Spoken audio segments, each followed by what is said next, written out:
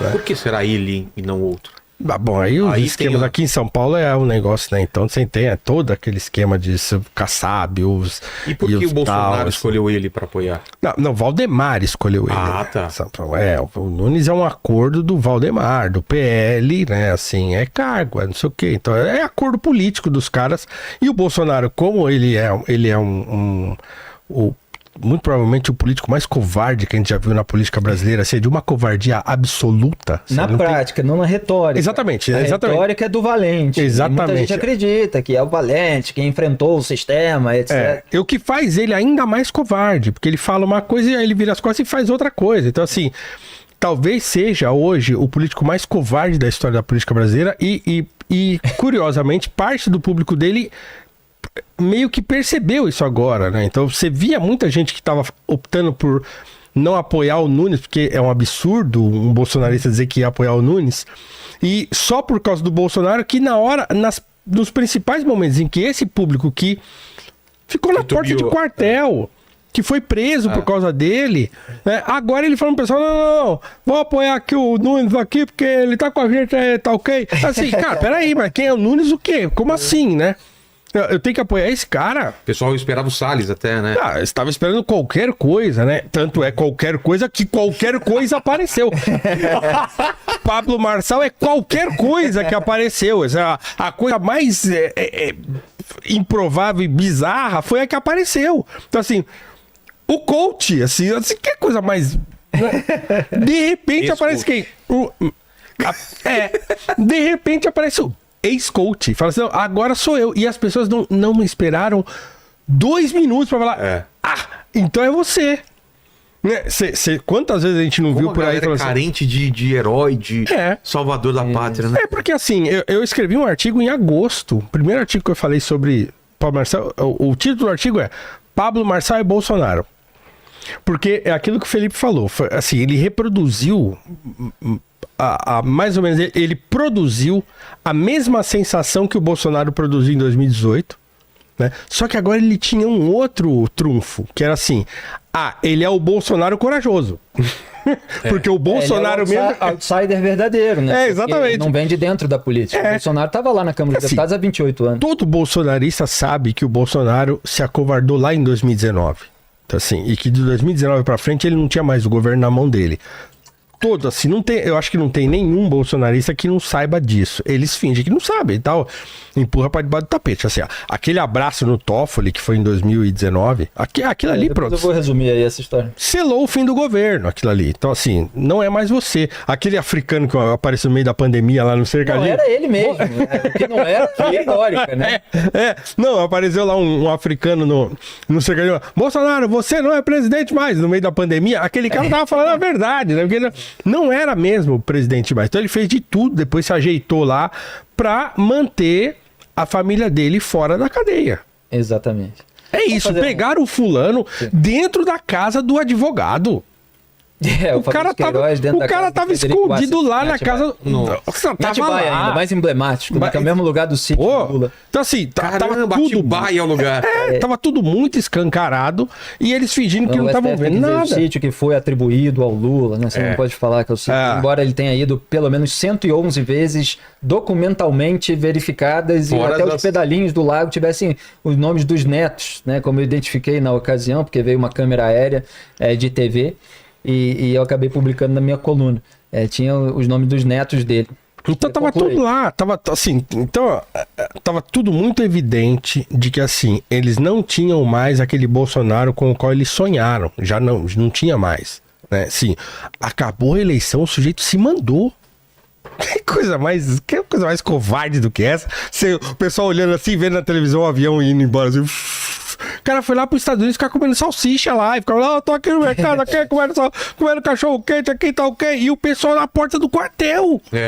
Pô, é só pegar. Vocês estão assistindo a gente, você tá assistindo, pega o vídeo daquele cara do como é o nome? Hipócritas. Acho que na semana da eleição, aquele cara gravou um vídeo. Você vai fazer, não vai? Você vai fazer alguma coisa, não vai? Sabe por que você vai fazer? Porque não sei o que, ele ficou dando argumentos pro Bolsonaro fazer alguma coisa.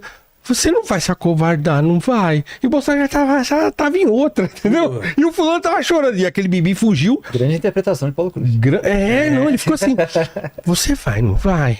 Você vai fazer, não vai fazer? E o cara assim, já tava em outra, já tinha abandonado o troço. Então, tava muito na cara que o Bolsonaro não tem mais capacidade de reagir. Não tem mais. Agora ele já é funcionário do Valdemar, acabou. Né?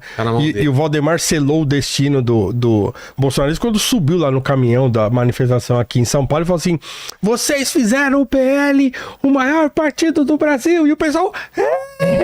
Ovacionando o mensalheiro. Ovacionando o mensalheiro. Mudou o slogan, né? Deus, liberdade com a família. Mudou e o pessoal... Sim, olha só no que deu, né? Uma oposição que estava na rua pedindo o impeachment da Dilma por fraudes fiscais, sem qualquer tipo de violência, sem bajulação a político. Naquela movimentação, eu testemunhei presencialmente, a poucos metros de mim, o Bolsonaro sendo vaiado, sendo impedido pelo público de subir no carro de som. Teve uma pessoa do alto do carro de som que falou: Bolsonaro, vem aqui e tal. E aí as outras: não, político não, e tal. Foi vaiado em Copacabana. Quem quiser pode pesquisar no Google: Bolsonaro vaiado, Copacabana, manifestação impeachment, vai encontrar pelo menos umas 3 reportagens de grandes portais. Sim. E eu tava lá perto, cobrindo, né? Tinha a minha coluna virtual, eu tava escrevendo a respeito. E ele foi vaiado, quer dizer, aquilo que era um movimento legítimo. Tinha algumas lideranças, mas não eram políticos de capital eleitoral muito forte, então veio do povo, né? E agora estava na Avenida Paulista batendo palma para mensaleiro do PT, que agora é dono do partido ao qual o Bolsonaro é filiado. Então, só para resumir uma parte do que o Paulo Cruz falou, que é a respeito dessa retórica antissistema, o Bolsonaro foi eleito em 2018 com uma retórica antissistema que era bastante ancorada, quer dizer, qual é a substância da retórica antissistema? É que o sistema é corrupto. Então, era uma retórica baseada no combate à corrupção e com os elementos, né, que a Lava Jato tinha mostrado sobre o PT. Mostrou sobre vários outros, inclusive depois foi mostrar um desdobramento da Lava Jato sobre o próprio bolsonarismo, né?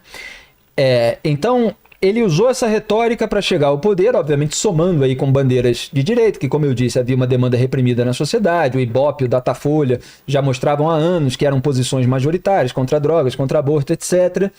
Isso junta com crise econômica do governo Dilma. Enfim, foi eleito com isso. Só que quando, entre a eleição do Bolsonaro em 2018, ali final de outubro, né, que é o segundo turno, e a posse em 1º de janeiro, quer dizer, novembro e dezembro, nessa virada, o 17º da lista era o Flávio Bolsonaro. E você tinha o André Siciliano, do PT, na lista também, de vários partidos. Só que o Flávio Bolsonaro estava lá, era o filho do presidente eleito. E que tinha um assessor com Fabrício Queiroz, que, como o Paulo citou, depois foi preso, escondido na casa do Frederico Wassef, que é o advogado do Jair e do Flávio. O Fabrício Queiroz tinha movimentado uma grana muito alta, fora absolutamente dos padrões salariais que ele tinha como assessor de gabinete. Daquela pena saiu um galinheiro inteiro. Que aí, a partir daquela investigação, não só de procuradores do Ministério Público do Rio de Janeiro, de um grupo que depois foi extinto, o GAECO, o Grupo Anticorrupção, como de jornalistas também, que passaram a apurar aquilo. Porque, veja que a imprensa, ela foi para cima do histórico do Bolsonaro em 2018. Cada vez que ele subia nas pesquisas, virou líder, etc. Sempre que alguém vira líder, o jornalismo vai em cima. Se for um líder com discurso à direita, ainda vai mais ainda, né? Revirar a vida do avesso, pegar todas as declarações, defesa da ditadura, isso e aquilo. Mas tem elementos que o jornalismo não tem acesso, porque são elementos que dependem de identificação de movimentação bancária. O jornalismo não tem como acessar isso. Que dependem de quebra de sigilo. O jornalista não tem como chegar a isso. Então você chega, às vezes, num funcionário fantasma que foi apurado ali, porque, peraí, o registro tá no nome dessa pessoa, cadê essa pessoa e tal. Você descobre alguma coisa, mas para descobrir o esquema mesmo, foi necessário que houvesse a Operação Furna da Onça, que foi um desdobramento da Lava Jato no Rio de Janeiro, que atingiu a família Bolsonaro. Então, quando o Bolsonaro toma posse, ele já está acossado todo encalacrado pelo começo dessa investigação. Porque, imagina, o cara sabe perfeitamente o que a família fez nos gabinetes passados. Ele sabe que puxaram ali uma pena da qual vai sair o galinheiro inteiro. E aí ele se bandeia, do ponto de vista prático, não retórico, para o lado do PT, que ele tanto dizia combater. Para o lado dos ministros indicados, de ministro indicado pelo Lula, como Dias Toffoli, né, no qual ele depois veio a dar um abraço, né, que acabou sendo captado por câmera. Então, ele sabotou, a família sabotou a CPI da Lava Toga, por exemplo, que investigaria o Toffoli pela abertura do inquérito das fake news, do qual eles reclamam, porque meses depois passou a atingir os bolsonaristas. E o Bolsonaro legitimou aquilo na raiz. Ele que escolheu o advogado-geral da União, na época, André Mendonça, que depois ele premiou como indicação ao STF, que legitimou como AGU a abertura do inquérito das fake news pelo Toffoli. Ele que escolheu Augusto Aras para a PGR, e foi uma escolha porque a família estava sendo investigada, porque o Sérgio Moro não topou blindar a família, ele percebeu que precisava de alguém, tirou lá do fundo do Ministério Público uma pessoa de fora da lista tríplice e colocou o Aras, que tinha ligações com os petistas, tinha dado evento para a turma do José Dirceu, festa, e foi lá, enfim, para atacar o Ministério Público, que nunca deu moral para o Aras. Então, assim, o Bolsonaro precisava manter a pose com as práticas que eram contrárias àquele discurso. Então, o que o bolsonarismo fez? Parte por malícia mesmo dos seus estrategistas, e a gente sabe quais são os estrategistas ali do bolsonarismo, parte pela própria conveniência daquele momento. Você começa a fazer aquele troço. Mas, assim, para dar explicação histórica, é o seguinte: ele substituiu a substância da retórica antissistema. Então, qual era a substância? Era o combate à corrupção. Qual passou a ser a substância? Fraude na urna eletrônica, vamos ser roubados na eleição, isso aí tá tudo viciado, as maquininhas e não sei o que e tal. Pronto, você desvia. Obviamente. Você tem a massa de manobra olhando para cá, você faz a massa de manobra olhar para lá, dentro da mesma moldura, né? Somos antissistema. Olha, você vai deixando para trás combate à corrupção enquanto você vota lá no Congresso pela impunidade geral. Mas essa massa não está nem sabendo, porque ela não lê. E aí você fala para ela que agora a gente tem que apontar para lá, é o Barroso, é o Moraes, etc. E não é que não haja elementos problemáticos aí que mereçam ser apontados. Agora, não daquela maneira, não de vários pontos ali que eles apontaram absolutamente sem razão.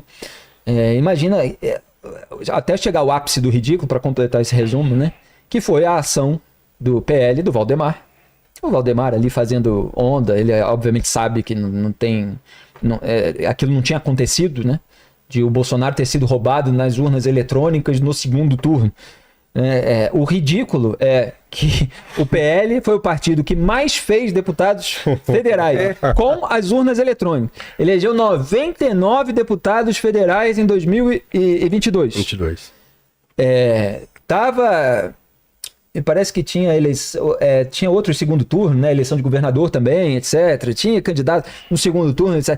Mas qual era a urna eletrônica viciada? Era só a do segundo turno e só da eleição presidencial, porque foi a única que o candidato perdeu. Então, assim, é uma coisa ridícula. A massa de manobra para acreditar num troço desse, ela tem que estar muito idiotizada. Mas você tem gente assim. Tava, né? Então tava, porque é muita paixão, é muita emoção, muito ódio ao outro lado, etc. E deviam aprender aquela lição do poderoso chefão, né? De cuidado com o ódio, que ele afeta o seu juízo. E o que aconteceu naquela invasão lá?